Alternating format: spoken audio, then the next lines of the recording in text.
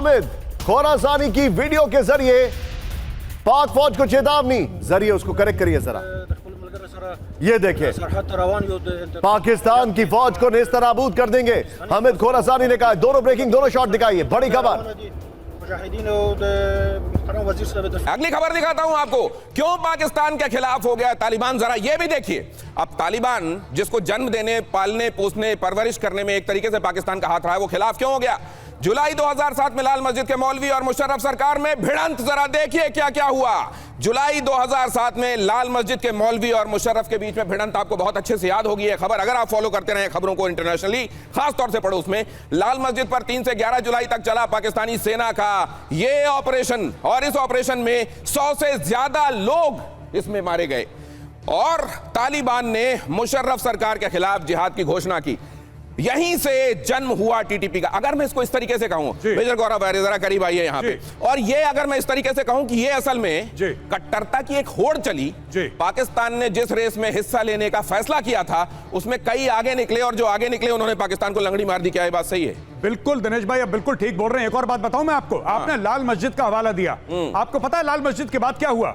5 Pakistani air force के जवान, 5 Pakistani air force के, उन्होंने एक मंसूबा बनाया। मंसूबा था परवेज मुशर्रफ के कत्ल का। वो ऑलमोस्ट सक्सीड कर गए थे, उनको पकड़ लिया, उनको पकड़ लिया गया, वरना परवेज मुशर्रफ मारा जाता। और जो तहरीक तालिबान पाकिस्तान की बात कर रहे हैं, ये तहरीक तालिबान पाकिस्तान, अभी यहां पे आमिर खान मुत्तकी आया जी, वो गया देवबंद। क्यों गया? क्योंकि तहरीक तालिबान पाकिस्तान और अफगान तालिबान दोनों देवबंदी हैं, ये देवबंदी आउटफिट्स हैं। अब यहां पे आप लाल मस्जिद की जो बात कर रहे हैं, ये मौलवी, इनके पास रॉकेट लॉन्चर थे, आपको पता है? मस्जिद के अंदर रॉकेट लॉन्चर थे, मस्जिद के अंदर AK-47 थी, स्नाइपर राइफल्स थी, ग्रेनेड थे, और प्रॉपर भिड़ंत हुई है।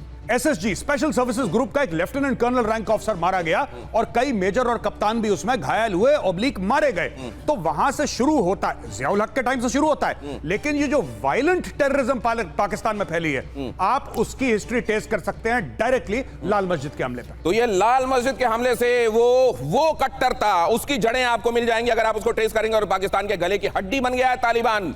5 अक्टूबर को तालिबान के विदेश मंत्री भारत आए थे। इसी कहानी का अगला हिस्सा समझिए कि वो तालिबान जिसको पलने पोसने में, बड़ा होने में पाकिस्तान की भूमिका रही, वो कहां से खिलाफ हुआ? 2007 का वो मोमेंट, लाल मस्जिद। अब यहां चले आइए, अभी जैसा कहा गया कि तालिबान के विदेश मंत्री, अफगानिस्तान के विदेश मंत्री भारत पहुंचे। 5 अक्टूबर को तालिबान के विदेश मंत्री भारत आए। तालिबान के विदेश मंत्री ने दौरे के दौरान यहां पर कई बातें ऐसी कही, जिसमें कश्मीर को लेकर वो बयान भी था कि कश्मीर तो भारत का इंटीग्रल पार्ट है। आपको यह मालूम होगा कि असल में एक ट्रांजिशन है।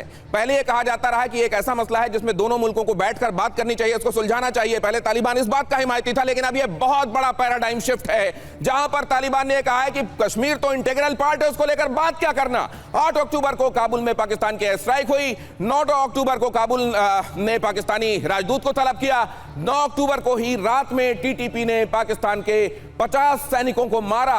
10 अक्टूबर को खैबर पख्तूनवा के पुलिस ट्रेनिंग सेंटर पर टीटीपी का हमला हुआ, और 11 अक्टूबर को भारत दौरे के दौरान अफगानी विदेश मंत्री आमिर खान मुत्तकी बोले कश्मीर भारत का अभिन्न अंग। क्या ये एक टैक्टिकल शिफ्ट है और बहुत महत्वपूर्ण है भारत के हिसाब से? मेजर गौरव आर्य, देखिए, अगर आप नक्शे को देखेंगे आपको साफ पता लगेगा कि भारत का बॉर्डर अफगानिस्तान के साथ है जी। बीच में पीओके आता है, बीच में गिलगिट बाल्टिस्तान आता है, जो कि ऑक्यूपाइड, इलीगली ऑक्यूपाइड टेरिटरीज हैं। भारत का थ्रू द वाखान कॉरिडोर आपका अफगानिस्तान के साथ डायरेक्ट मेल है, पहली चीज। दूसरी चीज, ये पूरा ग्रेटर पश्तूनिस्तान की अगर आप बात करें दिनेश, तो पूरा खैबर पख्तूनख्वा का इलाका अटक तक, अटक वो इलाका है जो कि पंजाब और खैबर पख्तूनख्वा का बॉर्डर है, बीच में है। अटक तक एक जमाने में लोग कहते थे अटक से कटक, आपको याद हो? बिल्कुल। तो ये अटक है पाकिस्तान के अंदर, अटक तक क्लेम करते हैं पश्तून की, पश्तूनी इलाका है, इसीलिए उन्होंने ऐसा बोला है। और इसीलिए पाकिस्तान में इतनी खट्टी डकारें आ रही हैं, पाकिस्तान में आज की तारीख में इतने बीमार हो रहे हैं, इतने परेशान हो रहे हैं कि बिल्कुल जिसको कहते हैं कि तिल मिला गए हो कि ये बोल क्या दिया। और देखिए, एक चीन की एक बड़ी अच्छी स्टेटमेंट है, चीनी चाइना की, चाइनीज फिलोसफर जी। सुन त्जू है जो, सुन त्जू। वो कहते हैं कि to win 100 out of 100 battles is not the acme of skill, but to defeat the enemy without fighting is the acme of skill। Bharat ने तो सिर्फ बुलाया था मुत्ताकी को और हमले वहां हो रहे हैं, भारत को कुछ करने की जरूरत भी नहीं पड़ी। और ये स्ट्रैटेजी जो हमारी है वो कौटिल्य की स्ट्रैटेजी को मैच करती है, जहां मंडल थ्योरी में कहते हैं कि आपका जो नेबर है उसका नेबर आपका दोस्त होना चाहिए, और वही स्ट्रैटेजी आज हम फॉलो कर रहे हैं। तो यहां पर इस स्ट्रैटेजी के तहत ये जो अटक की बात की जा रही है, अब तो लगता है ये तालिबान गले में अटक गया है पाकिस्तान के, और अब पाकिस्तान से पूछा जा रहा है तेरा क्या होगा पाकिस्तान। ये क्यों कहा जा रहा है तेरा क्या होगा पाकिस्तान? क्योंकि सिर्फ तालिबान नहीं, उधर आपको मालूम है बलोच क्या कर रहे हैं, उधर आपको मालूम है क्या हो रहा है खैबर पख्तूनवा में, टीएलपी क्या कर रहा है, तहरीक लब्बैक पाकिस्तान। जरा देखिए, क्योंकि एक तरफ देश के अंदर तहरीक लब्बैक का विरोध प्रदर्शन जारी है और सरकार और मुनीर के सिस्टम को सबसे बड़ा चैलेंज दिया गया है, दूसरी तरफ डूरन लाइन पर तालिबान से भीषण संघर्ष हो रहा है, तीसरी तरफ बलूचिस्तान के विद्रोहियों की बगावत पाकिस्तान के लिए सबसे बड़ी आफत है, खैबर पख्तूनवा में टीटीपी ने मुनीर की हालत खराब कर दी है। यानी अगर कहा जाए तो मुनीर की जड़ें अब उखाड़ फेंकने के लिए आखिरी कील ठोक दी गई है, और वो दिन दूर नहीं जब पाकिस्तान टुकड़े टुकड़े हो जाएगा और इसका जिम्मेदार होगा पाकिस्तान का जनरल डेथ यानी मुनीर। ये इनकी जिसको कहा जाता है वैसे कि असल में इनका हनीमून टाइम, ये तो बड़ी जल्दी इनके साथ उल्टी गिनती शुरू हो गई। नहीं बिल्कुल, और इनकी झूठी करतूतें हैं। इन्होंने एक चुनी हुई सरकार को निकाला, पहली चीज। दूसरी चीज, इन्होंने अपने फायदे के लिए अमेरिका से हाथ मिलाया। क्या पहली बार तहरीक तालिबान पाकिस्तान अटैक कर रहा था? पाकिस्तान वो 1000 से ज्यादा हमले कर चुका है, 1000 से ज्यादा हमले। इन्होंने कभी एयर स्ट्राइक नहीं करी काबुल पे। आज क्यों करी? क्योंकि डोनाल्ड ट्रंप को बगराम एयरबेस चाहिए।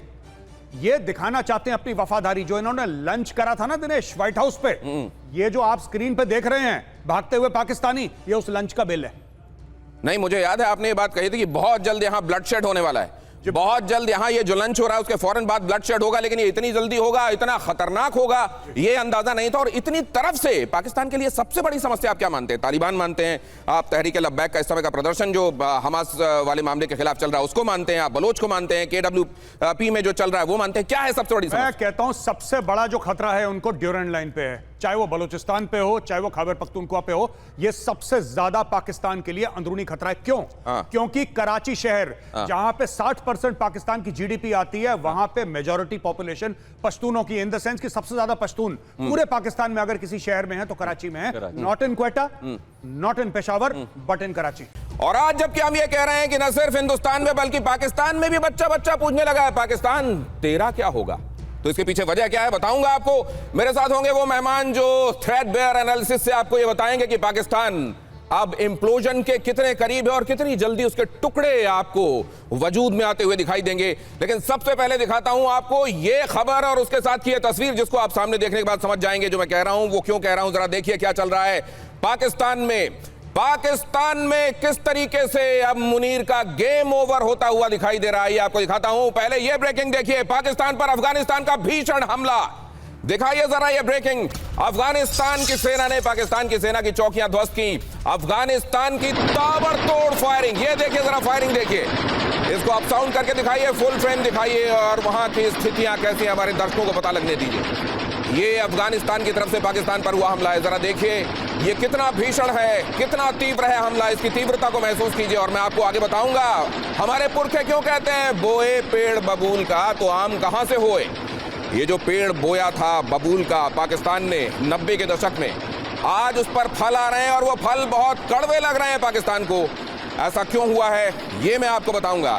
आगे बढ़ने से पहले आपको ये भी बता दूं, मेरे साथ यहां चर्चा के लिए मेजर गौरव आर्य और कोमोडोर बहल जुड़ चुके हैं। बहुत स्वागत है सर, एस बहल साहब और मेजर गौरव आर्य, आपका बहुत स्वागत है। लेकिन इससे पहले कि उनके पास जाऊं, अगली खबर आपको दिखा देता हूं। अफगानिस्तान की सेना के हमलों से दहला पाकिस्तान, अपनी पोस्ट छोड़कर भागी पाकिस्तानी सेना। ये देखिए जरा जज्बे वाली कौम को भागते देखिए। 93,000 पतलूनें जो हिंदुस्तान ने उतरवाई थी वो तो आपको याद होगा ही। अब जरा देख लीजिए जज्बे वाली कौम असल में कितने जज्बे वाली है। जान बचाकर भागते नजर आए पाकिस्तान के सैनिक। यहां इन तस्वीरों में आपको दिखाई देगा रात का वक्त, और ये देखिए जरा दौड़ लगी हुई है, बचो भागो, इन गोलियों की जद में मत आ जाना। और कोई बड़ी बात नहीं है, इनका कमांडर पहले ये ऑर्डर देने के बाद खुद वहां से रफू चक्कर हुआ हो और उसके बाद ये पीछे पीछे भाग रहे हैं। इनकी हालत आपने देख ली। इन तीनों तस्वीरों पर तफसील से आपके साथ बातचीत करेंगे। पहले ये तीसरी तस्वीर देख लीजिए जरा, कौन सी है। अफगानिस्तान का पाकिस्तानी सेना पर जवाबी हमला। अफगानिस्तान की सेना ने कई चौकियों पर किया कब्जा। अफगानिस्तान के हमले में 12 पाकिस्तानी सैनिक ढेर। 12 तो कम करके बताया जा रहा है, असल में 50 से ज्यादा हैं, 60 के आसपास बताए जा रहे हैं जो हलाक हो गए हैं पाकिस्तानी सैनिक अफगानिस्तान के इस गोलाबारी में। कई चौकियों पर कब्जा कर लिया गया है। डूरंड लाइन हर समय हॉट हुई पड़ी है। हालांकि ये बात और है कि इस समय कदरन वहां शांति का बोलबाला बताया जा रहा है। और ये शांति किस लिए? क्योंकि सऊदी अरब प्रेशराइज कर रहा था, क्योंकि कतर प्रेशराइज कर रहा था। और कहा जा रहा है कि ईरान ने भी ये कहा कि पाकिस्तान तालिबान से पंगा मत लो। कोई भी पाकिस्तान की तरफ से नहीं खड़ा हुआ है, कोई भी पाकिस्तान की तरफ से तालिबान को उंगलियां नहीं दिखा रहा है।